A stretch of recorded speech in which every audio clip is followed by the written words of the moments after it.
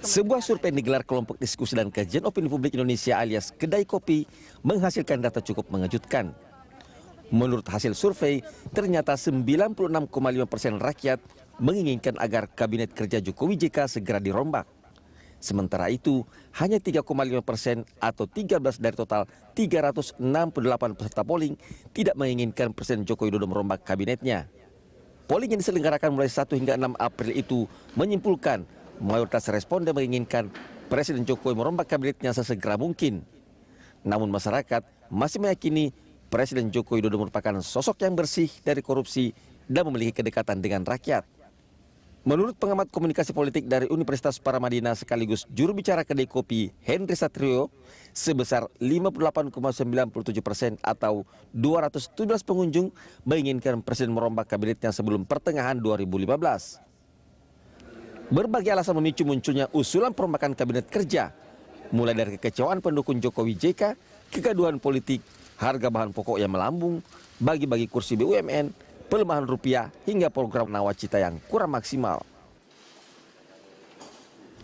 Pemirsa, jika reshuffle terjadi, siapa menteri yang harus keluar dan siapa yang harus dipertahankan? Untuk membahasnya di studio telah hadir Henry Satrio, juru bicara dari Survei Kedai Kopi dan pengamat komunikasi politik dari Paramadina. Dan kita juga sudah tersambung dengan Andreas Hugo Parera, anggota DPR RI fraksi PDIP langsung dari ajang Kongres PDIP di Bali. Sebelum ke Bang Andreas, saya ke Bang Henry dulu. Bang Henry, ini kalau kita bicara soal ini, saya mengutip pernyataan Anda ya, tolong dikoreksi. Masyarakat nampaknya ingin Presiden Jokowi segera merombak kabinet kerjanya. Iya.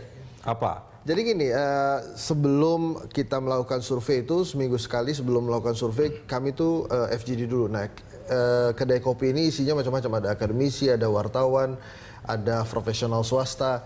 Kita menentukan kira-kira topiknya apa. Nah, waktu itu diputuskan coba kita reshuffle kabinet karena ada dugaan kekecewaan di masyarakat, yaitu macam-macam, termasuk ada hanya nawacita yang 10% dimasukkan dalam RPJMN. Nah, kemudian dari sana sebetulnya kita bagi dua, perlu ada reshuffle atau tidak perlu ada reshuffle. Nah, hasilnya ternyata perlu ada reshuffle. Padahal yang perlu ada reshuffle ini kita bagi 4 lagi sebetulnya.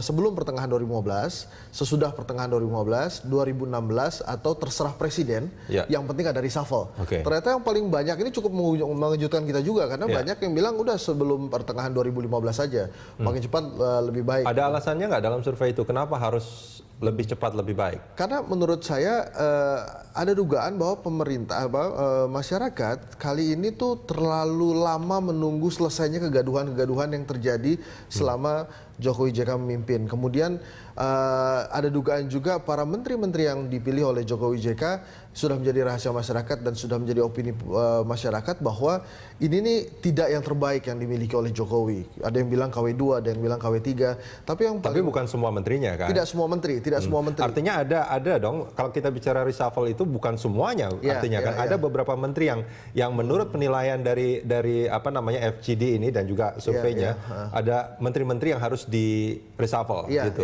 Nah, ini posisi mana saja yang harus di reshuffle? Sebelumnya kita survei juga, tapi lebih dikit. Ini kepada teman-teman wartawan, ada 80 wartawan yang kita tanyakan waktu itu. Ini wartawan nasional atau wartawan nasional, tapi macam-macam, nggak hanya politik. Jadi kita tanya aja mereka, dan memang ada beberapa menteri yang menurut mereka bekerja bukan kinerja tidak baik, tapi bekerja tidak sesuai harapan. Nah, itu ada misalnya Menko PMK Puan Maharani, kemudian ada Menteri Perdagangan, kemudian waktu itu karena lagi gonjang-ganjing ada Menko Polhukam, kemudian ada Menteri Yasona Lauli, kemudian juga ada Pak Marwan Jafar yang Menteri Desa. Jadi memang kemudian bahkan yang terakhir itu masuk itu Pak Rudiantara. Karena sebetulnya gonjang-ganjing ini tidak dilakukan oleh masyarakat. Tapi kalau dari diskusi publik yang kita lakukan atau dari diskusi-diskusi FGD yang kita lakukan, rupanya tidak jauh-jauh dari masalah perut gitu. Masalah perut artinya? Masalah kenyamanan atau ketahanan pangan gitu. Jadi waktu itu kebetulan sangat dekat sekali dengan harga-harga beras yang melambung. Itulah kenapa akhirnya banyak kritikan ke Menteri Perdagangan yang dianggap tidak bisa menstabilkan harga. Tapi memang komunikasi politik yang terjadi di pemerintahan Jokowi JK dengan pemerintahan sebelumnya gitu ya.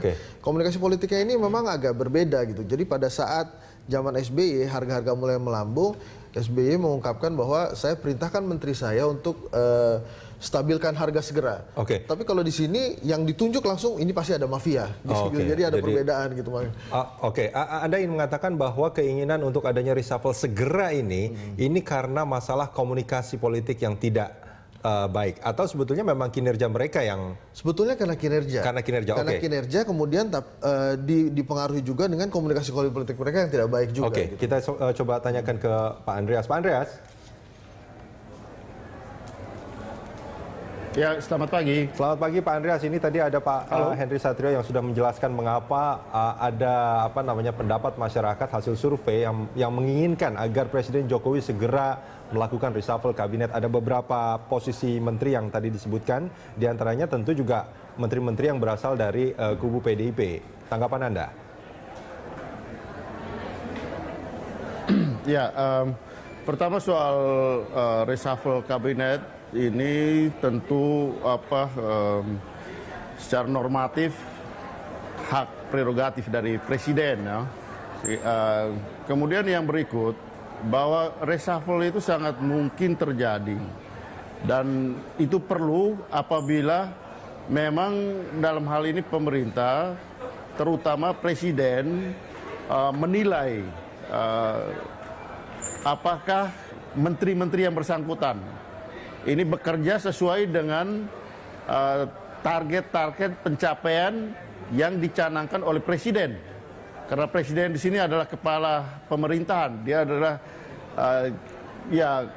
dia yang memilih para menteri tersebut. Nah, soal bahwa mendengar opini publik itu saya tidak mengatakan bahwa tidak boleh, tetapi saya agak khawatir gitu. Kenapa? Karena itu akan sangat situasional gitu. Ketika satu situasi di mana ada momentum-momentum tertentu, sentimen publik mengarah pada seorang menteri tertentu atau pejabat tertentu, itu akan berakibat pada soal sikap mereka terhadap sang menteri tersebut. Meskipun belum tentu itu adalah ukuran kinerja dari pencapaian dari presiden tersebut. Oleh karena itu saya agak hati-hati kalau melihat itu sebagai tolok ukur. Kalau Pak Andreas sebagai warga negara, sebagai rakyat Indonesia, Pak Andreas, melihat apa yang sudah dilakukan oleh Presiden Jokowi dalam rentang beberapa bulan ini, menurut Anda, perlukah ada reshuffle?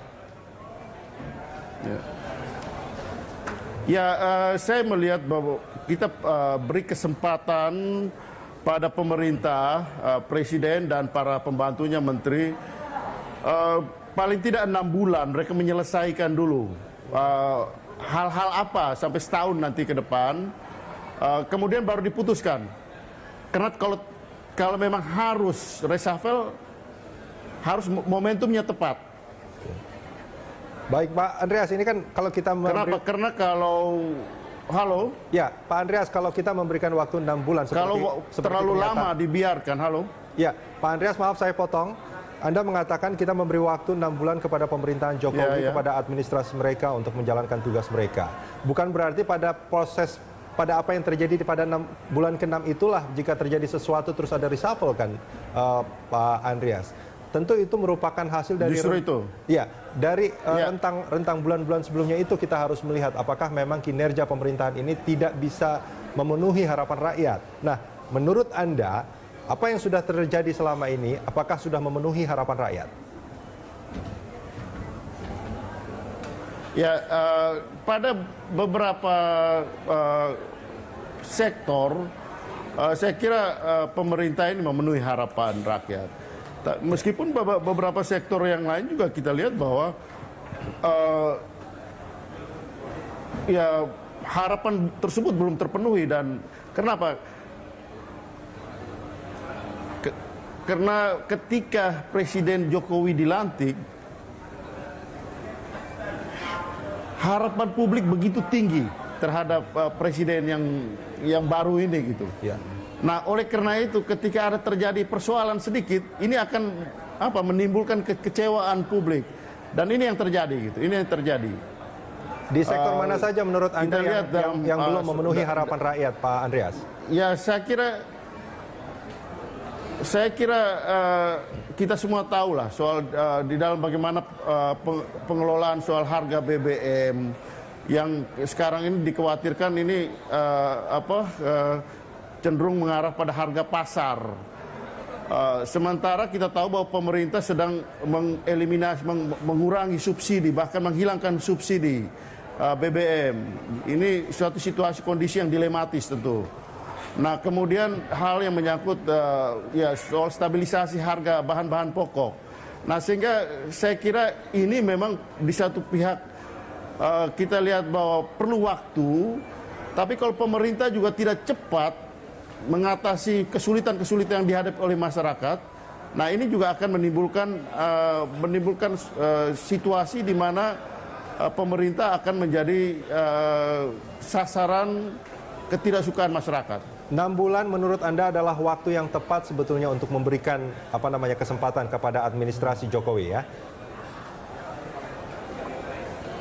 Ya, menurut saya 6 bulan adalah waktu yang pas, bisa juga sampai setahun, tapi jangan lebih lama dari itu karena tidak ada kesempatan kalau orang yang diganti itu untuk memperbaiki. Waktunya terlalu pendek gitu. Baik, ya. Pak Henry, tanggapan Anda soal ini? Ya, saya setuju sih. Makanya ini kan sudah 6 bulan juga. Kalau dari Oktober sampai hari ini itu sudah 6 bulan. Makanya saya mengerti juga kalau publik menginginkan sebelum tengah tahun 2015. Karena memang harapannya betul seperti Pak Andreas tadi. Diharapkan menteri yang menggantikan ini bisa langsung memperbaiki kinerja menteri yang digantikan gitu kan. Kalau misalnya hal ini terjadi, kemungkinan besar memang kegaduhan politik, kegaduhan ekonomi kita ini bisa diselesaikan. Nah, ada beberapa menteri-menteri yang memang yang berprestasi. Misalnya Ibu Susi melakukan beberapa terobosan-terobosan luar biasa. Pak Jonan, ada Pak Bambang Brojonegoro, walaupun ini terjadi banyak ada perdebatan, tapi menteri satu ini berhasil quote and quote ya menyelamatkan pemerintahan Jokowi saat ini karena Siapa? berhasil Bambang Brojonegoro? Ya, karena berhasil menggolkan APBNP perubahan. Termasuk juga menggolkan usulan dari DPR sebetulnya soal tunjangan DP mobil. Nah, itu dia. Itulah yang menarik di kabinet ini. Karena ada yang mengajukan, ada yang mereview, kemudian akhirnya keluar Perpres dan kemudian akhirnya Dan yang dicabut menarik lagi. sebetulnya adalah pernyataan Pak Jokowi ketika ada Perpres soal tunjangan DP mobil itu. Betul. Itu jelas pernyataannya implisit, itu menyatakan administratur yang lain ya karena meloloskan itu kan. Nah, kalau kita melihat itu yang disalahkan adalah menterinya kan? Menterinya, nah itu makanya yang ada kalau kita bicara DP Perpres kemarin, menteri-menteri yang terlibat itu kan ada Sesnek, Seskap sama Menkeu. Menkeu yang merevisi terakhir yang menurunkan harganya jadi 210 juta kemudian dikembalikan lagi. Nah, ini sebetulnya ini lagi-lagi masalah komunikasi politik kalau ini Pak Jokowi. Kalau Pak Jokowi memang ada beberapa komunikasi politik beliau tuh yang kadang-kadang blunder sendiri dan bikin polemik baru lagi gitu. Misalnya seperti kemarin pada saat usai pertemuan dengan DPR, nggak ada angin, nggak ada hujan, tiba-tiba beliau menjelaskan bahwa jangan sampai ada pihak-pihak yang menduga bahwa tadi kami di dalam itu ramai, ribut gitu. Nah, itu kan jadinya kita melihat nih gimana Pak Jokowi ini, orang nggak ada yang menyebutkan apa-apa, terus kemudian dia menjelaskan, apalagi setelah request dari Ibas dari Partai Demokrat mengatakan bahwa Pak Jokowi tolong Demokrat jangan digolkarkan. Nah, kemudian Pak Jokowi merespon itu, oh tidak, kalau Demokrat tidak ada pemikiran ke arah sana. So artinya memang ada hal-hal yang dilakukan ke Golkar oleh pemerintah. Nah, kalau itu masalah komunikasi politik. Baik. Pak Henry dan juga Pak Andreas, kita akan jeda sebentar, kita akan lanjutkan di segmen berikut.